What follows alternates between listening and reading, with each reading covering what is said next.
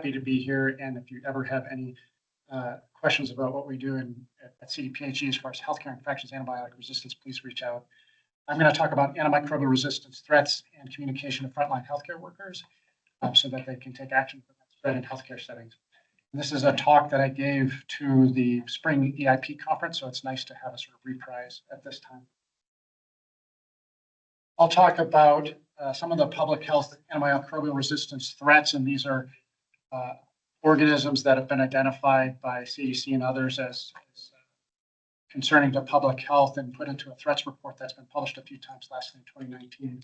So today I'll talk about Candida auris, which is also known called Candida zyma aureus, carbapenem-resistant Enterobacterales, which are enteric bacteria like E. coli, proteus with a high level of antibiotic resistance that's been acquired. I'll speak less about the others, the carbapenem-resistant. But these are all important to us because they're difficult to treat, and effective treatment of these organisms not only cause disease, but they complicate medical care that requires antibiotics to keep people healthy during passive therapies.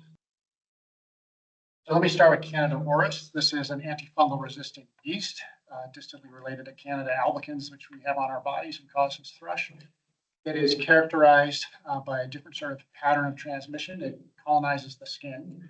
A lot of Candida organisms do, and it can be either asymptomatically without causing disease, but it will travel with persons into healthcare settings and then contaminate the healthcare environment and travel between person to person. So it's indirect and direct person-to-person spread, and then it can cause infections, and these infections can be difficult to treat and serious. So while most of the cases of Candida auris are screening cases or asymptomatic carriage cases, about 10% of those will go on to develop clinical infections that can have high mortality rates, in part because of the population that gets infected with this in persons in hospitals. So this organism was first identified in the US in 2016, and there's a figure in the upper left-hand side of the slide just showing case counts over time. You can see that the counts have increased exponentially since the first introduction in 2016, with over 6,000 clinical cases reported in 2024, I believe is on this slide. There's a map in the lower left-hand corner showing the geographic distribution of infection, and this organism has spread exponentially in a sort of a sporadic patchy geographic patterns, sort of starting in the port cities in New York and Chicago and California, and then over the years kind of spreading in a hierarchical fashion from there. So a lot of this happened during the 2020 SARS-CoV-2 pandemic, where we started seeing lots of cases in Nevada, and now there's more in Texas and Florida and other states. So it's been rapid, and I guess a pretty good example of how emergent pathogen spreads in these settings. Colorado, fortunately, is a low burden state for Candida auris, and we have a dashboard which we published in March, which is up here on the right. You can see we had an introduction in 2019. This was a patient that came from another state into one of our long-term care facilities. And then there were a number of cases that were sporadically identified over time until 23, 24, and 25, 26, when we've started to see recurring outbreaks in acute care hospital, outbreaks in long-term acute care, and outbreaks in skilled nursing. And so there is now in-state transmission in these sort of select settings.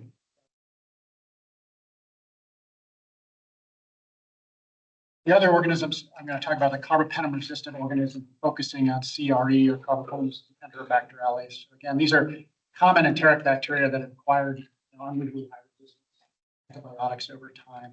And there's a lot of different ways these organisms acquire resistance. There is a subset that we are more concerned about in public health that have a mechanism called carbapenem. All sorts of antibiotics that are descendants of penicillin, so beta-lactam antibiotics that have been created over the years to treat drug-resistant infections. They've developed resistance to carbapenems, which is one of the more recent series of those class of antibiotics. So there are actually hundreds of cases of CRE reported from left to right in the blue bars on the bottom. We respond as a public health agency, represented by the line chart. So these are the carbapenems. They have an enzyme that conveys the carbapenem. The reason they're important is encoded on genetic elements that pass between bacteria, and it spreads more rapidly and seems to be effective for the disease. So there are, I think, over 100, nearly 150 carbapenems reported in 2025. And the number has been increasing. It looks like it's been doubling about every 4 years, according to these statewide data.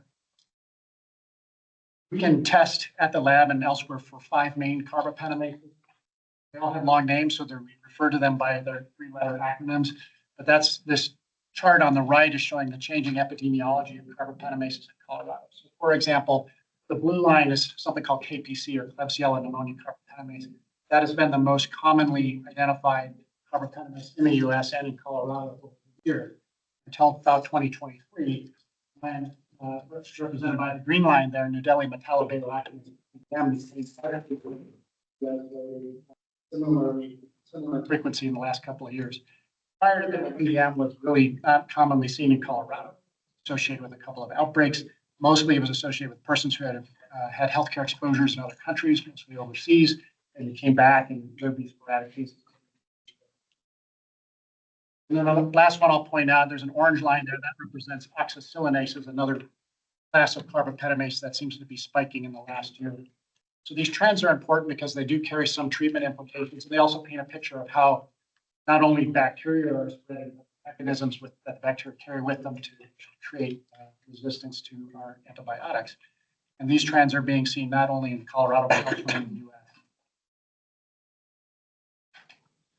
I just want to point out that we do have a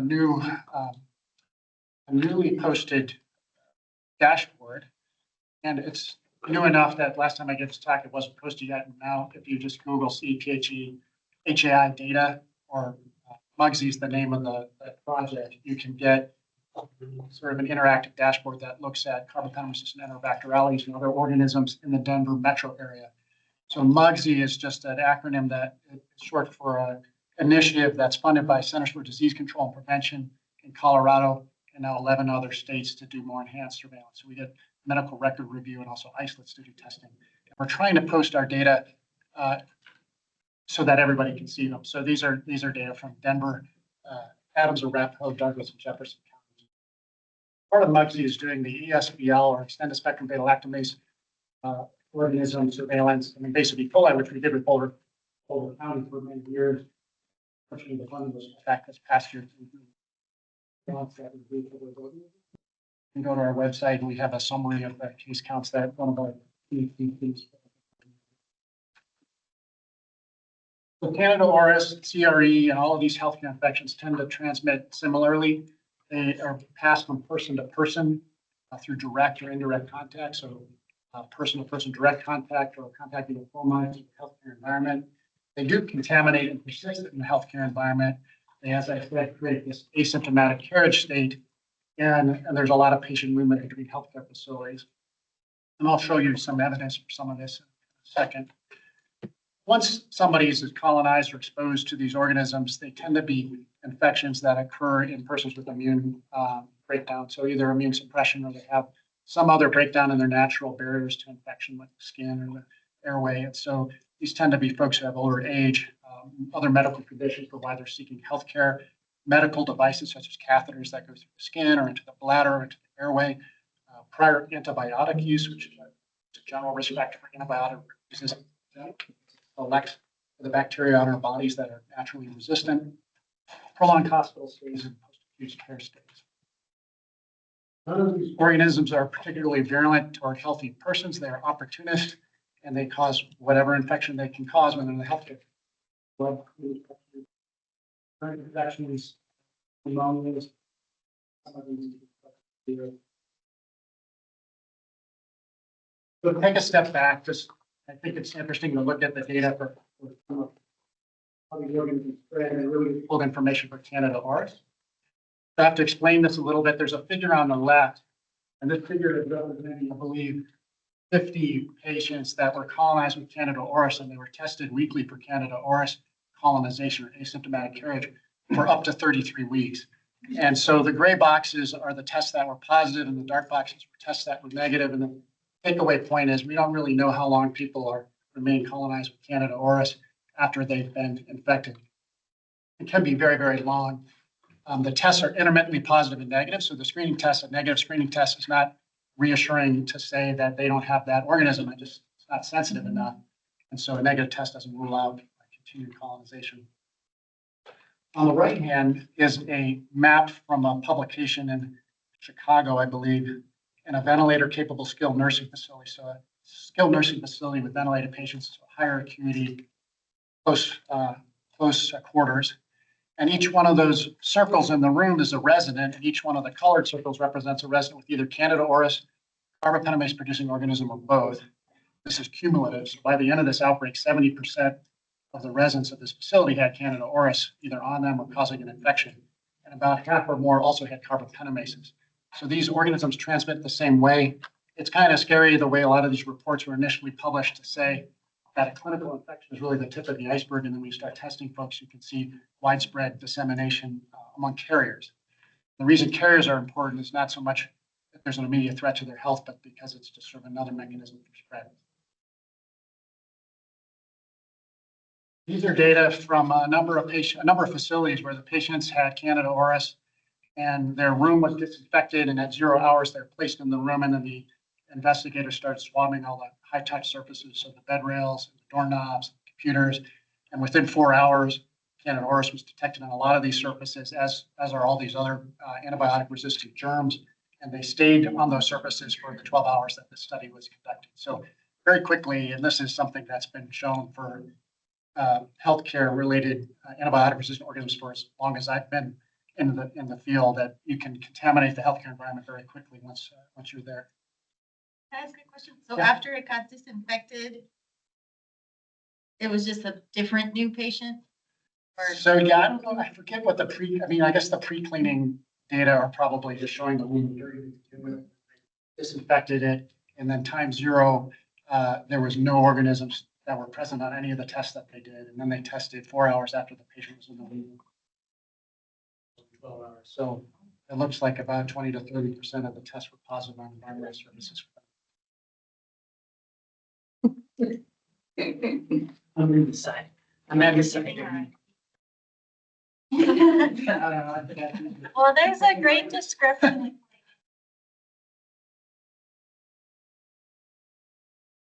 Environment with intricacy and that can't be disposable.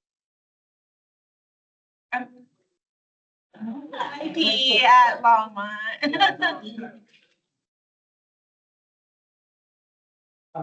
This is the thing that makes it hard for us as a state, is that there's just a lot of movement in between healthcare facilities. And so these are data from CDC, and we had done a similar analysis in Colorado a couple of years ago. The circles are healthcare facilities, and the lines are the patients moving between the healthcare facilities. And the thicker the line, the larger the number of patients. And the only thing I take away from this is the spaghetti map moving back and forth between the facilities. And so outbreaks of Candida auris and an LTAC affect the hospital that receives the patients and vice versa, and the skilled nursing facilities where they've been discharged to, and it can be quite complicated. And that's actually how it was first reported. So the data on the left are a figure from a study, it's just a report out of New York, 2013 to 2017, Candida auris. The numbers are in my notes, so I can't remember, but I believe there were over 100 cases in this outbreak, about half of them clinical. The boxes are representing healthcare facilities, and the numbers inside are the number of cases there, and the lines in between them are the movement of patients from one healthcare facility to another. So just a complex multi-facility citywide outbreak. That was how it was first reported, and now we're still seeing the same thing. So the table on the right is from Maricopa County in Arizona, and they identified their first case of Candida auris, I believe, looks like it was 2022, but this was just recently published. And then did a big investigation that ultimately involved 28 different healthcare facilities and all these new cases that they hadn't previously recognized. We've noticed in Colorado, as we've had some outbreaks in acute care hospitals that have been prolonged. And there wasn't, at least in my recognition, a lot of literature out there about acute care hospitals being a concern for large outbreaks. But now I think there's more and more. And so this is just one hospital report more recently, and there are a number of them out there where there were 4 or 5 clinical cases represented by the colors, the red, and 27 asymptomatic carriers, screening cases, and others, and it's prolonged over a few months. The authors note that the person who had this case back in August, the very first one, probably brought it into the hospital with them, right? There was a previous diagnosis of Candida auris that was either not made or was made and not communicated. And so perhaps if you could identify the person upon the arrival when they hit the door and take appropriate precautions, you might be able to prevent a lot of this other spread. These authors did implement some admission screening. I don't remember the criteria, but essentially if somebody was admitted to the unit or to the hospital, they would test them upon admission. And that worked. It helped with some of the decrease in cases, but there were still people that had actually known diagnosis of Candida auris previously who were admitted, who were missed, and then there were additional cases after that. So part of what I'm going to talk about today is how we might be able to help address that piece. From infection prevention and control, there's nothing special here. It's the same things that we do for a lot of different organisms. It's just you seem to have to need a higher level of detail, at least in an outbreak situation, to these things. So standard precautions are probably the best thing that we could do and maybe eliminate all of the other needs for these other things. Hand hygiene is always at the top of the list, and it's never, the adherence is never as high as we think or would like. And then we implement transmission-based precautions in healthcare settings, and in a hospital, that's contact precautions. So somebody's in a private room, preferably folks going in and out wearing gowns and gloves. In a nursing home, a few years back, now a little ways ago, there was a change to using enhanced barrier precautions. The idea there was that it's hard to isolate somebody, keep them in a room in their residence. And so the enhanced barrier precautions allow people to move throughout the facility, enjoy their life in their home, but the healthcare providers are going in to do close-up care, should be wearing gowns and gloves for things like adjusting catheters or helping with up-close and personal activities of daily living. That's a whole nother discussion, which I think has caused a lot of, a lot of learning to do there in all accounts. And then environmental disinfection seems to be key for Candida auris in particular. Some of the carbapenem-resistant Enterobacterales, but carbapenem-resistant Acinetobacter, which we don't have a lot of in Colorado, also has environmental sort of sticky. And so doing the environmental disinfection is a really important part. And it's not just the daily and terminal cleaning, it's the mobile medical equipment that you mentioned. It's the use of a product that's going to kill the organism for Candida auris. It's something called List P from an EPA approved product. And then in big notes here, the notification upon transfer. If anybody can figure out how to help us communicate between healthcare facilities at the time of transfer so that when somebody shows up and that information is conveyed to the healthcare provider, that would be a miracle, and we're working on helping with that. Before I get to that, I just want to talk about what we do as a public health agency. CDC has guidelines for something called antibiotic resistance containment. The idea is if we identify a single case of a highly drug-resistant organism that's on our threat report, we respond to that single case. So we will call the infection preventionist and ask, do you know about this person, this person's infection? Can you put them in a private room? Can you implement transmission-based precautions? Hopefully that's already been done. And then there's the initial investigation of spread. So an assessment in some cases when we have capacity of the adequacy of the infection control precautions and trying to help improve some of the implementation pieces, and also additional case finding, and that's where screening of other healthcare contacts come in. So usually it's patients that are on the same floor at the same time, looking to see if some of that unrecognized asymptomatic spread has already occurred at the time of the Staff? Yeah, so like healthcare staff, I'm sure they could. I think staff are very rarely included in outbreak investigations unless there's a strong epidemiologic link that would ask you to test them. And so an example would be group-based strep infections in a post-operative group of patients that are all seen by the same surgeon. I think the intervention here is standard precautions, and assuming that there's probably some passing organisms back and forth on staff as well. These are not virulent organisms, so generally the health risk is not there. Yeah, for whatever reason, there hasn't been a lot of research into that, but in general, for healthcare infections, a lot of it has been avoiding testing of staff unless there's a reason that we either think that it's a staff member that's involved, and there's something you can do about it. Decolonize, which you can't do.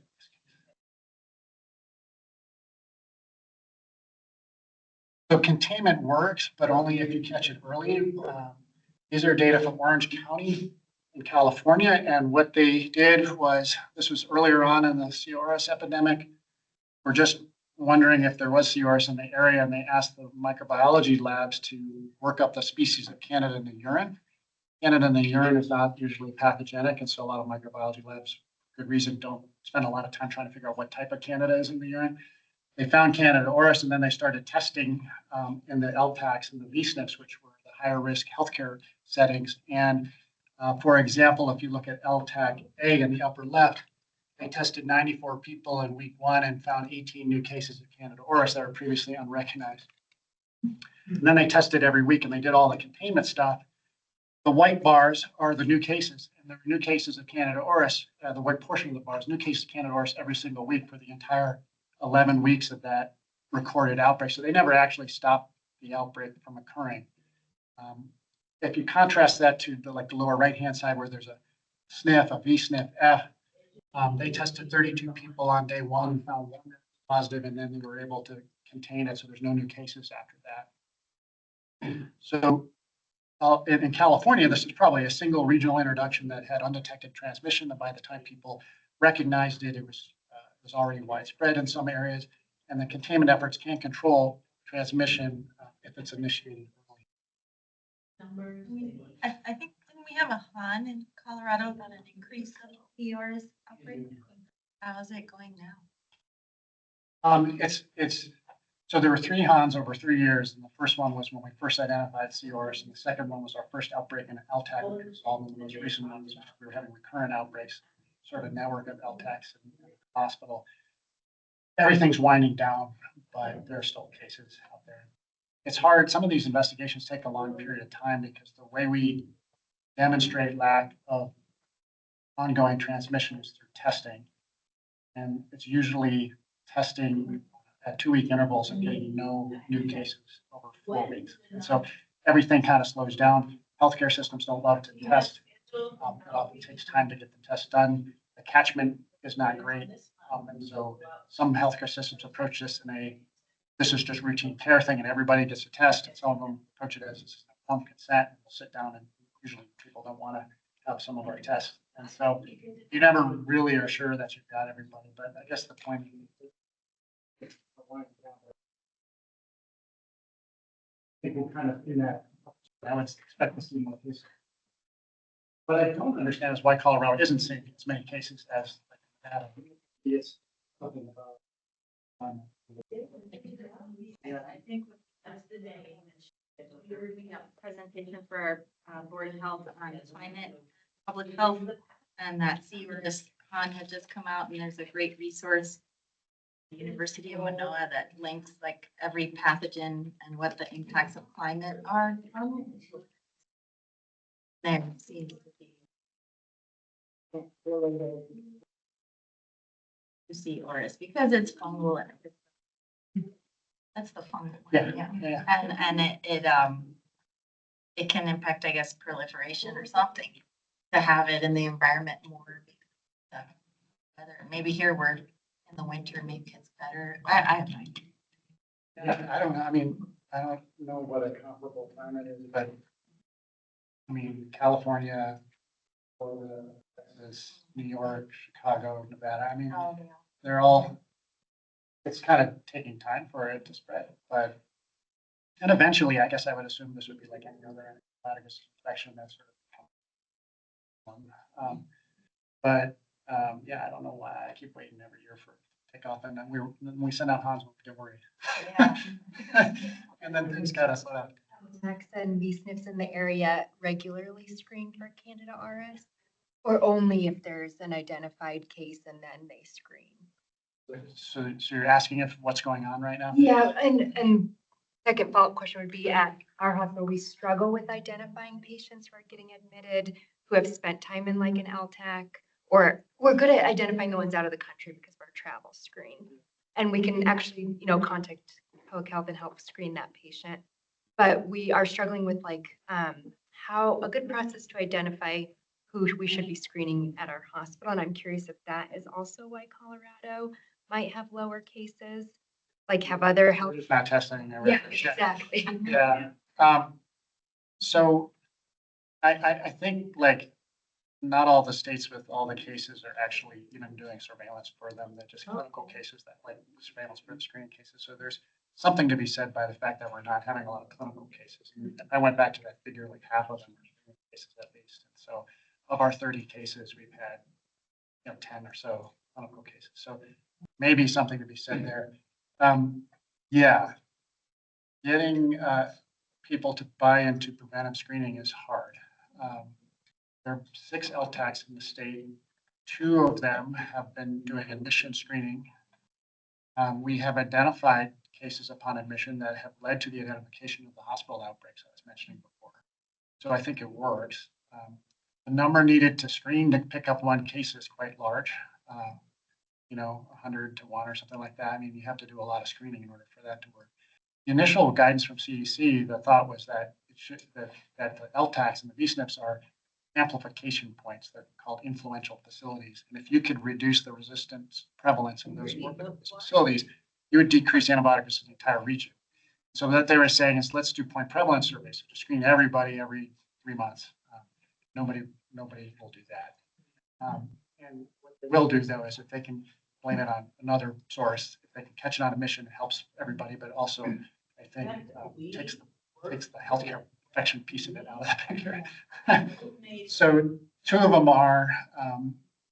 Of the others, there's actually some corporate, I think, discussions about this with the Kindreds and the PAMs and the Vibras, where there is extreme, I guess, even reluctance to work with public health on this anymore in some states. And I think we're starting to see some of that.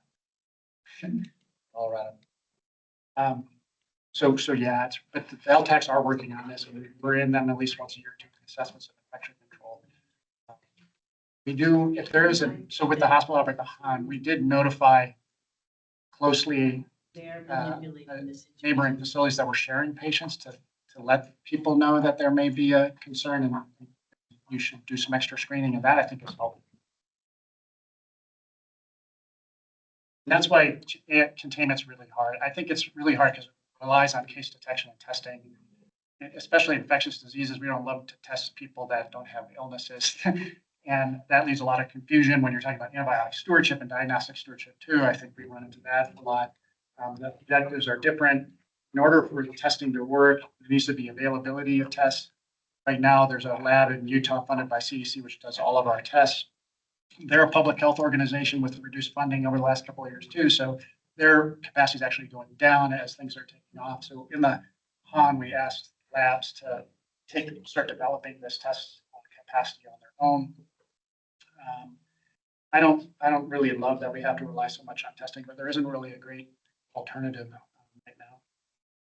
And then interfacility communications, the other piece, and I just want to end with some of that. So these are reportable conditions. We get the cases, so we know where the clinical cases are occurring, and we know the screening cases, and we may not know everybody because there's reporting. These are laboratory reportable diseases, so hopefully we're at least getting all the clinical cases in. So how can we use that information to help improve infection control in healthcare settings? Well, at least we can give that information out to people who need it.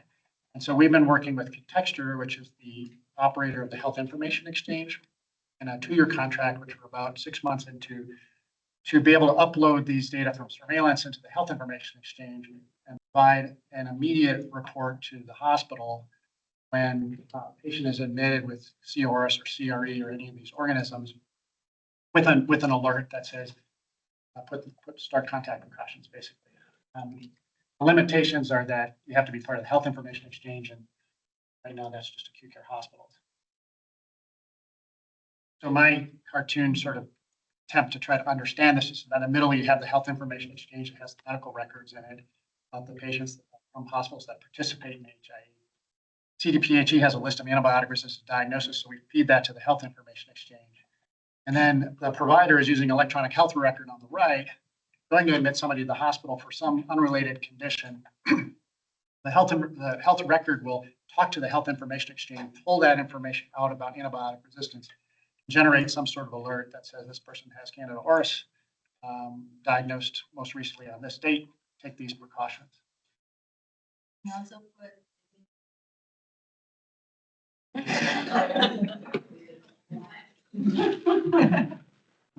Yeah, well,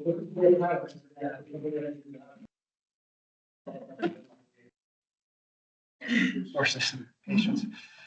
This has been tried, and actually, this is not a new idea. So Illinois has an XDR registry. They published on this 10 years ago.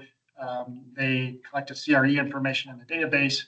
There's a lot of manual data entry, so the IPs were the ones entering the data in the database. The IPs at the other hospital, receiving hospital, manually queried the database to pull that information out. Everybody thought it was helpful.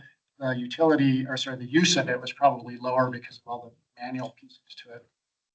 In Indiana, they did something at something similar, but I think it was more automated. They actually included VRE and MRSA, which to me, I guess it's great, but it's a much higher burden.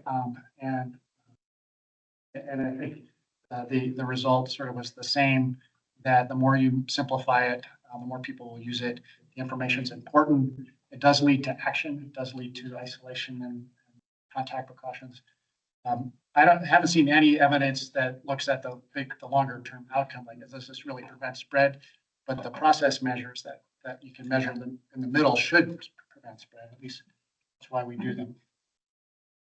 So CDC has guiding principles, and these are published on the web, and we're using these with this project with Contexture. Timely communication is number one. Protection of privacy and security is number two. Minimizing the burden or simplification of the process is number three. And then measurement of metrics for quality improvement and just impact. That's the one I think everybody struggles with the most, but we're going to try to develop some process measures for this. AR information exchange in Colorado. And yeah, for those of you who haven't seen an antibiotic susceptibility report from an NDM organism, each of these antibiotics is tested in the laboratory, or each the isolate of NDM. This was the Klebsiella, I believe, or no, it was Enterobacter NDM, tested in the microbiology lab to see if any of these antibiotics are active. Resistant means that they don't seem to affect the organism in the lab. Susceptible means it may be active. Pretty much everything here is listed as resistant. And the few antibiotics that are active really are ones that you love to use because of their side effects and efficacy and other things. So it brings it home a little bit to see just the amount of antibiotic resistance these organisms carry. So thank you. I think I went a little over my time slot, but a lot of this is funded through the Emerging Infections Program, which is a CDC multi-site surveillance platform, which we're proud to be part of. We have investigators from CDPHE in the upper right who do the surveillance. We have a contract with the Colorado School of Public Health in their epidemiology department. We work with Contexture, and then there's just a lot of other staff that are involved at the lab and at FB. So I'm going to end there.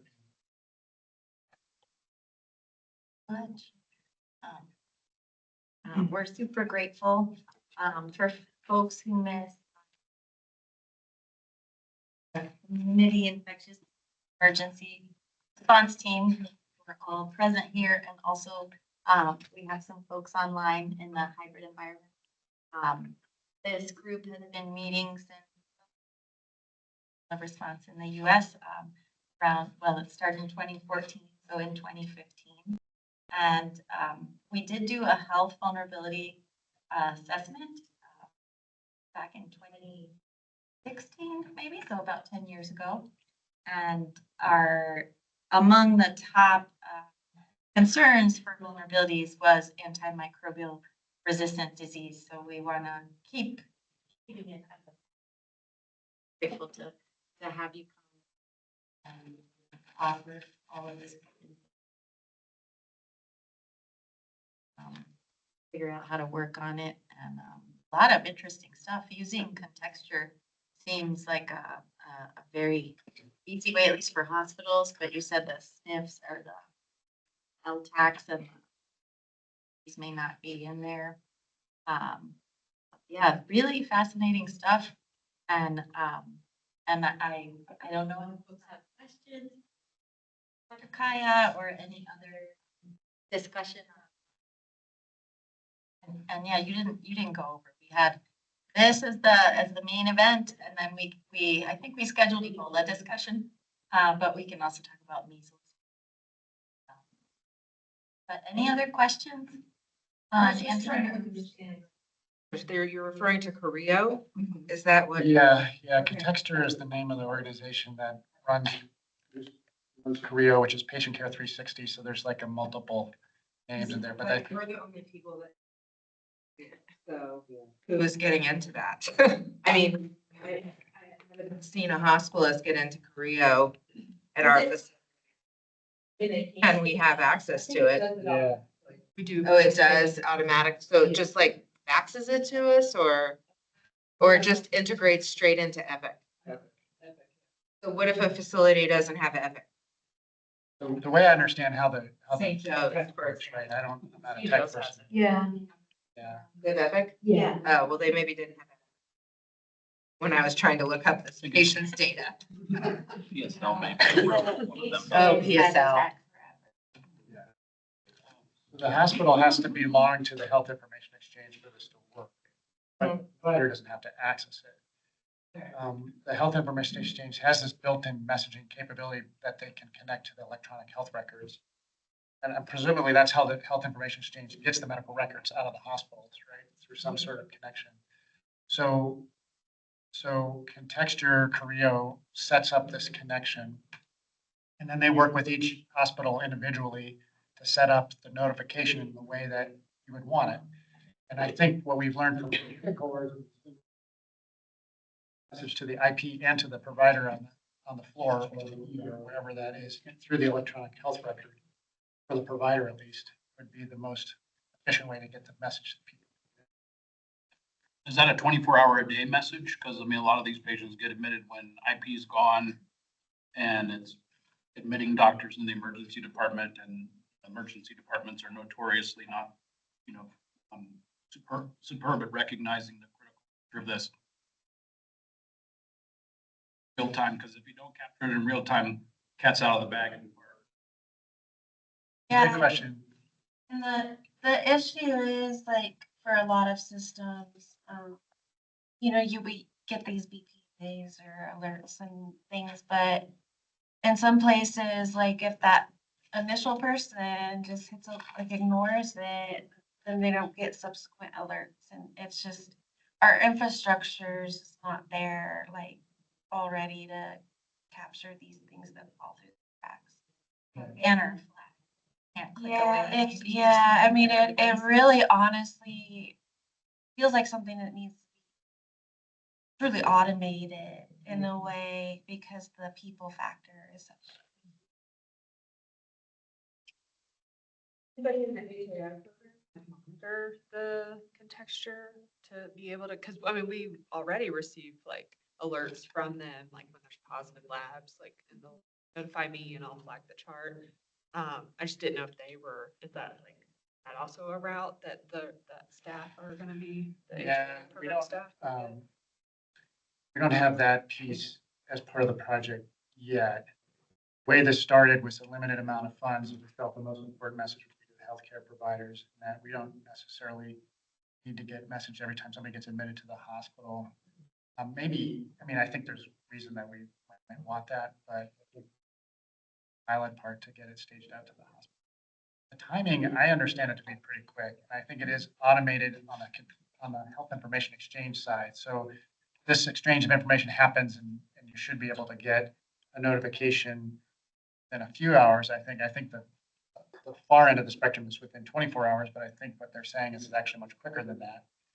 You could probably get somebody in an isolation room within 24 to 48 hours. Is probably good and much better than we find about these things. It's usually I've been in the hospital for 2 weeks.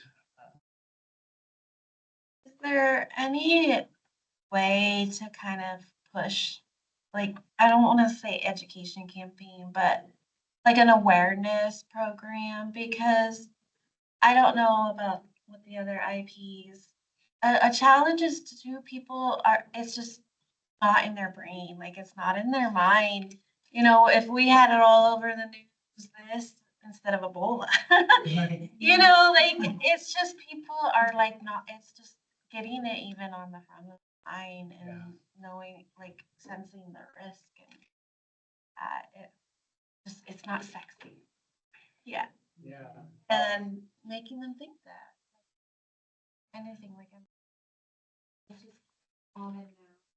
But how do we get that?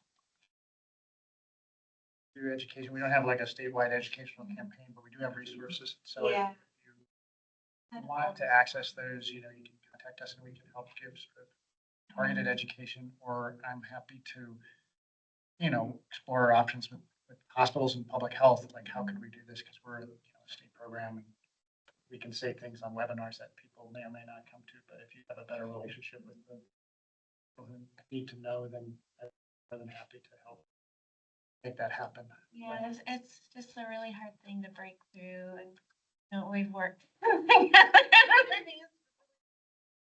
We go out with the swabs, and you're talking to staff, and they're just, and it's just you're spending so much time just. They hear the name, but they just. I mean, there's so much, like, this is all we think about every day. I know, yeah, it's like, there's so many things, and I think that is an issue within that. Like, it's just so many priorities. Also the operational side with changes. It's a challenge to there at some places. Some places are better than that. So. How long has that communication channel been in place to alert? Oh, so the one with antibiotic resistance is not set up yet. We're working on that. Should be done by the end of 27. But there are communication channels that I guess doctors know when their patient with diabetes gets admitted to the hospital that are already going. It's a little bit dated, but next year. Actually, it's supposed to be all kind of set up at the end of 26, and then 27 is like the rollout. We're getting the different hospitals to get their notification set up. So contract ends at the end.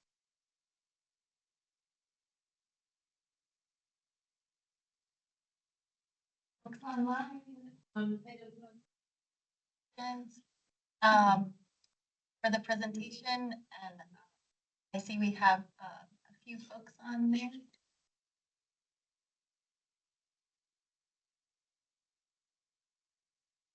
We have Dr. Mittiga and Jesse Smith from CU, Taylor Johnson from Boulder Medical Center, Martha Robbins is one of our immunization nurses, Brittany Fuss with AMR, and Jabrail Dempsey is one of our vector specialists in the EH division. And I don't know if that number is someone who's already on the call.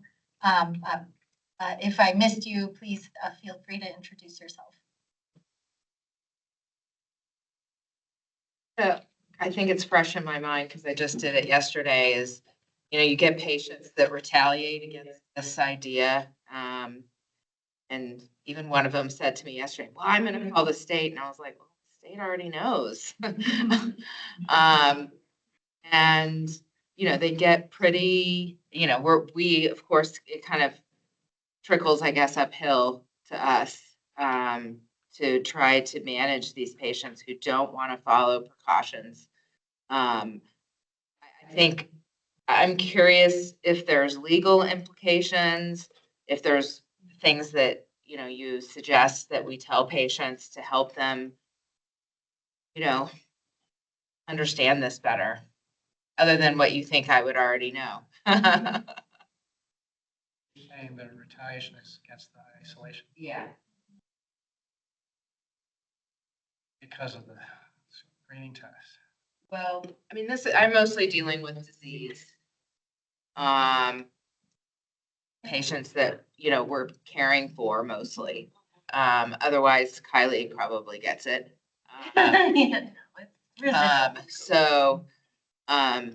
People just don't like, isolation no matter how you slice it. And,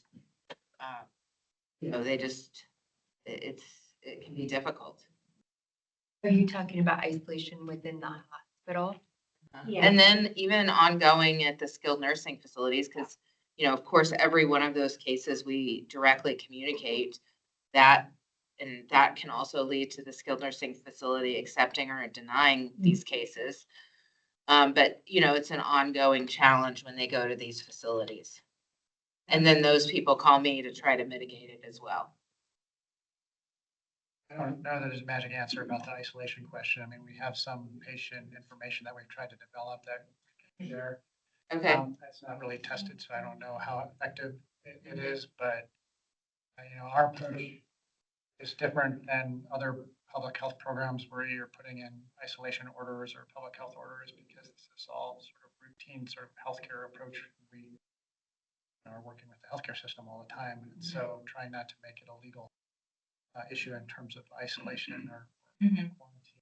But, yeah, we defer to hospital policies about the failure to so follow. it's not like tuberculosis where there's legal, Yeah, I mean, we haven't ever gotten down that route. or is there not really? Yeah. We just. All of that's, you know, really relies on adherence, it turns out. Like the ability to enforce isolation for tuberculosis or anything is not as I'd hope. It's historically the information threat of that would change behavior, and that's common. People are, Care. and then there's not a clear mechanism then of, okay, who's going to enforce something then? It's not, you know, Chris Chaya is not going out to hurt someone. I'm not, you know, you aren't going to detain or AP or other staff. So then what? So it's a challenge for even for tuberculosis. It's kind of deep rooted. There needs to be like legislation now, like around, kind of like violence against healthcare workers. But because right now, there's no one that has that authority to hold the accountability to have consequence for it. And hospitals and that specific realm of healthcare, you know, it's just so patient satisfaction and like it's walking a tightrope on keeping people happy, but also doing the right. Where we can go with that when it becomes like that threat, you can and authority. It probably depends on like hospital leadership. Like I would say, we have a policy that we lean on, and we're like, this is our hospital policy, and we don't typically get pushback from patients. If we do, we escalate up to our leadership, who then just reinforces our policy, and, you know, behavioral contracts, like things like that are talked about, but we don't, luckily, I think hospitals can have a little bit more leverage. I don't know what it's like in LTACs to enforce. I would assume this is way harder too for LTACs. Yeah. For many reasons, but it does depend on that, like the culture of your senior leadership and that. But even then, outside of like during COVID, when we had public health orders and that, I mean, we can't kick them out. Like that's not like a reason we can do anything like that. And we only have so much of that, because then you're getting in like restraints and seclusion and facilities branch of all the things that healthcare is. It's always work. The linchpin of all of public health is that you have to sort of adhere to it. And especially for antibody resistance, so prevalent in general, right? Not going to go down a regulatory pathway. Our regulation is more at the facility level, right? If a hospital is doing something dangerous, whatever that may be, it's not our program, but it's the facilities, the survey and certification group. They hold the license, but that's not what you're talking about. That's the patients. So,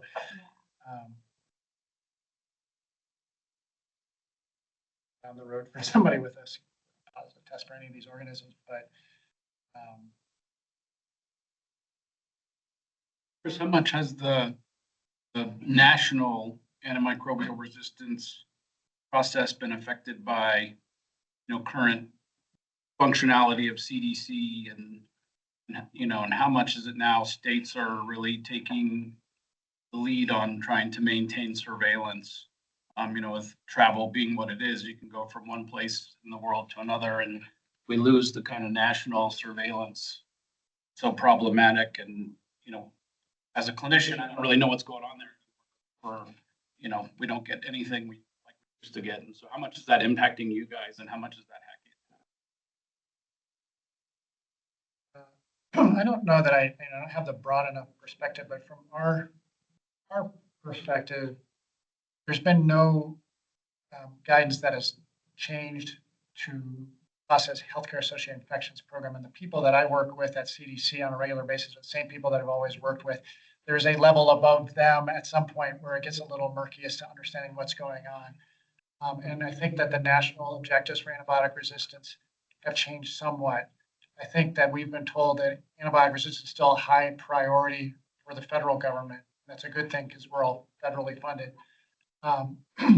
Some of the interesting topics that have come down, though, there's more of an interest in the microbiome, which is not anything public health would have done, and we won't do, in the future. But there's interest about microbiome, and there was a notice of award or notice of funding opportunity that just went out that I think was not really meant for public health, but the number one antibiotic resistance project that came on was nutritional guidance for the microbiome.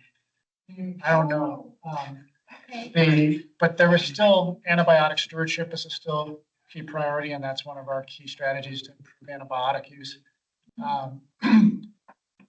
And so it's hard to know where what's going on at the White House level in terms of the priorities. But our funding was one of the the funding sources that were given out during the COVID pandemic that wasn't rescinded.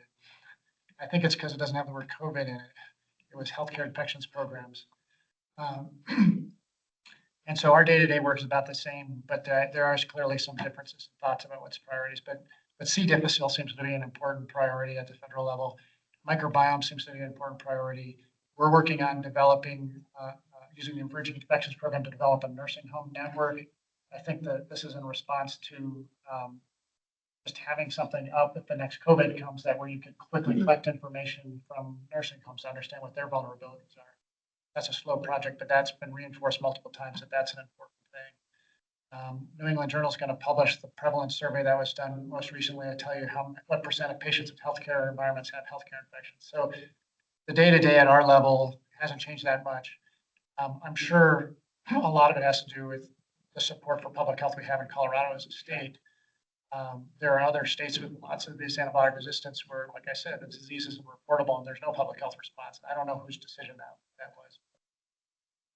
There's some adjustment in it, because like, for example, Boulder County, we were the ESBL surveillance site.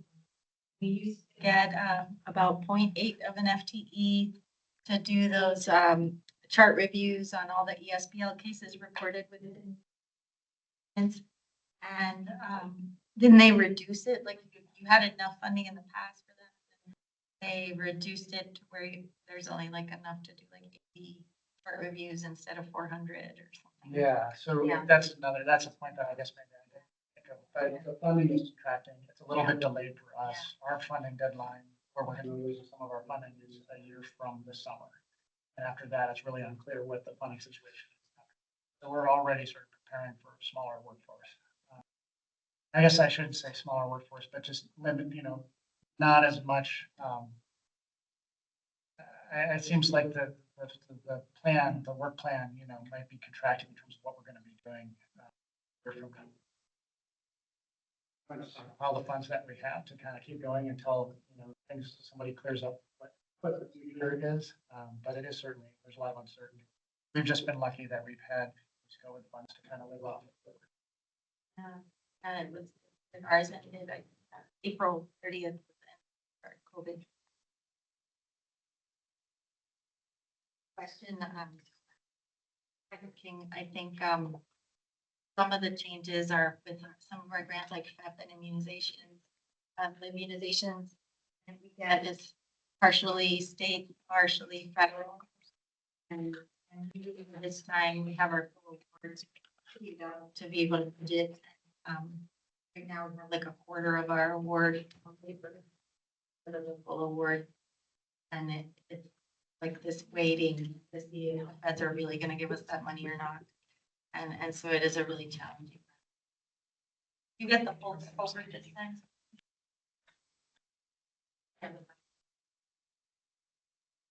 Like all these.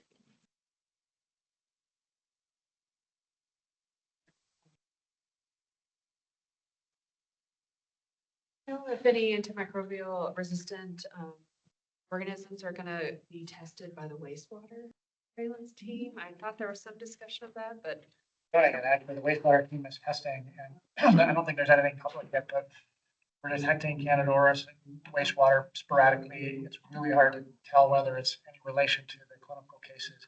And we're testing for carbonpentamases, and actually finding them everywhere. And it's not, there's no correlation between the carbapenem resistant cases and what we're finding in the wastewater that we've been able to figure out, at least in Colorado. Other states, I think, have found some signals that they've been able to understand. So I don't know what that means. Is that, future to come? Is it just biofilm and we're just getting a lot of organisms that are just amplifying in the wastewater? But yeah, seems like it should be a super useful tool, and then the preliminary data are exciting, but we don't know to make them. yeah, I'm glad to hear it's proceeding. I knew it was. So for folks who are on a schedule, I do want to say that we're only a couple minutes from noon if you need to get going somewhere. And if you don't need to run very quickly, welcome to stay and keep chatting. Like Dr. Belknap might be on a schedule. Of course, I have a call at 1. Okay, don't worry, we'll let you transition to that. You can say, ask if you saw that. Oh, okay. Yeah. Yeah, so we'll let our folks transition, but if chit chat, we'll be here. But yeah, we stop at least the recording. And you thought you wouldn't fill the whole hour, you did. Yeah. This group was very interested.